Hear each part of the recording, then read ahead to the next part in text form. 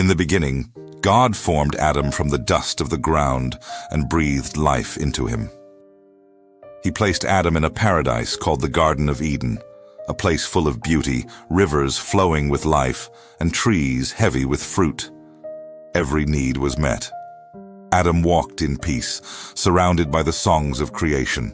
But God saw that Adam was alone and said, "It is not good for man to be alone."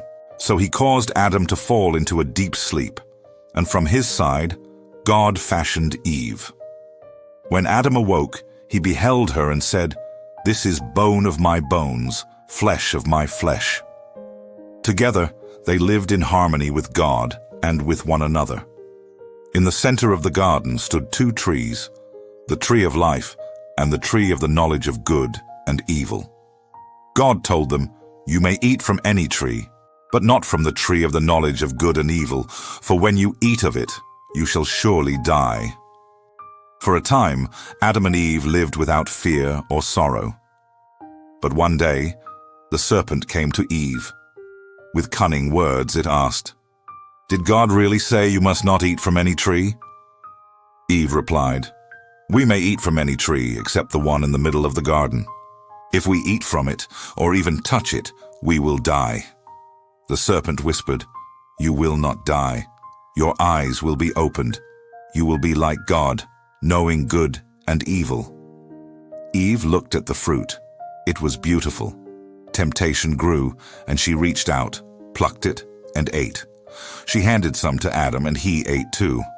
At that moment, their eyes were opened. Shame and fear flooded their hearts. They realized they quickly sewed fig leaves to cover themselves.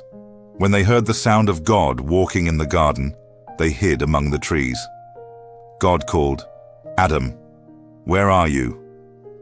Trembling, Adam answered, "I heard you and I was afraid, so I hid." God's heart was grieved. Their disobedience had broken the trust and peace that once filled the garden. As a consequence, they were sent out of Eden into a world of toil, pain, and struggle. Yet even in their failure, God clothed them with garments of skin, a symbol of his mercy and care. Though they left the garden, God's love did not leave them.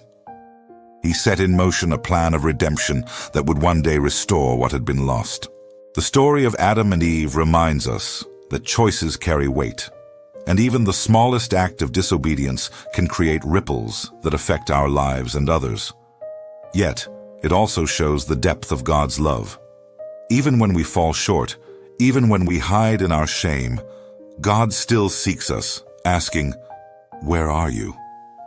His mercy covers us, his love follows us, and his plan for restoration is greater than our mistakes. No matter how far we wander, God's heart is always to bring us back into his embrace. Please, if you like this stories, don't forget to like and subscribe. See you in our next amazing Bible story.